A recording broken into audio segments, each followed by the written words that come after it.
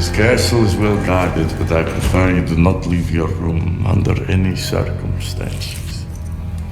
You know that moment when someone gives you a clear warning, looks you dead in the eye, and says, "Do not leave this room until morning." And instead of obeying, you decide to become adventurous? Congratulations. You've just signed your own death certificate. Today's movie review is about Dracula, a film that is dark, gothic, emotional, and occasionally made me shout, "Bro, use your brain."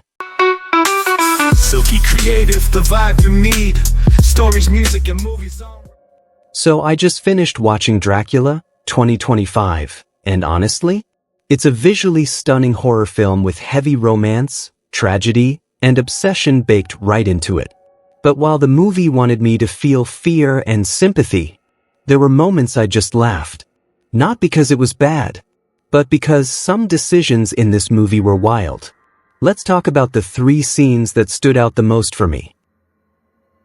Jonathan arrives at Dracula's castle as a guest. He's welcomed politely, fed, and given a room. Then Count Dracula, the Prince Vladimir of Wallachia, gives him one rule. Do not leave your room until morning. Just one rule. And what does Jonathan Harker do? He starts exploring the castle, at night, in a vampire's house. After being warned, "Bro, this is not bravery. This is stupidity with confidence." You don't go to someone's house, get a curfew, and decide curiosity is more important than your life. And surprise, surprise, he almost dies. Who could have seen that coming?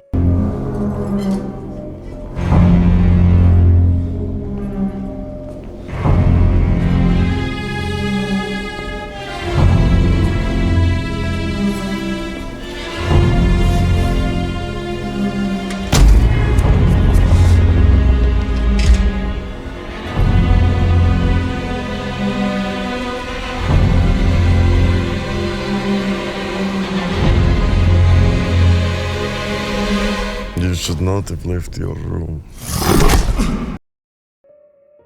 Now this is the scene that truly broke my spirit. Jonathan is begging for his life. He tells Dracula he's getting married soon, that his death would break his woman's heart. Dracula, calm as ever, asks, "Describe this woman." And instead of lying, or keeping things vague, Jonathan says, "Her picture is in the locket on my neck." Bro, why would you give a vampire access to your fiancé's face? What Jonathan didn't know, and what made this moment tragic, is that his fiancée, Mina, is a replica of Dracula's long-dead wife, Disobeyed. The moment Dracula sees that picture, he screams with excitement, because in his mind, the woman he's been mourning and searching for over 300 years has returned. Jonathan didn't just endanger himself.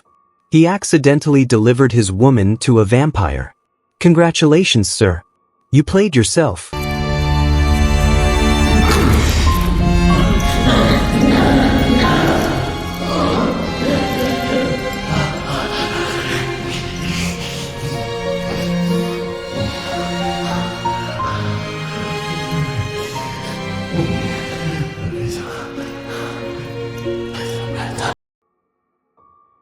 Now this scene had me laughing out loud. Dracula leaves the castle to find Mina. Jonathan sees his chance to escape. And the way he tries to do it? Please, when you watch this scene, just pause and ask yourself, what was this man even thinking? The plan made no sense. The execution was worse. But somehow, by pure luck, he survives. Not because he was smart, but because the plot said so.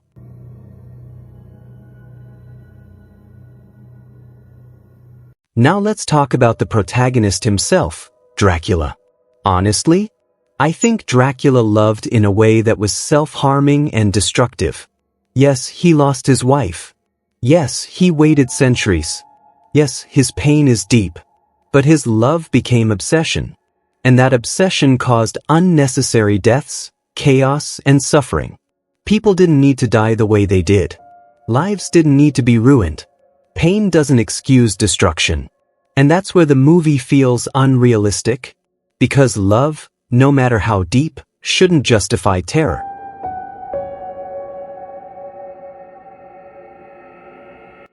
That said, Dracula's visually stunning, emotionally heavy, dark in atmosphere, dramatic in the best Gothic way. But it also reminds us of one thing: poor decisions will get you killed, and obsession is not romance. I'll leave the rest unsaid, so you can head over to Netflix and experience Dracula yourself. And when you do, come back here and tell me, was Dracula a tragic lover, or a dangerous man who refused to heal? Don't forget to like, subscribe, comment, and share this video. It really helps the channel grow.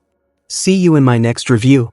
And remember, if a vampire tells you not to leave your room, listen.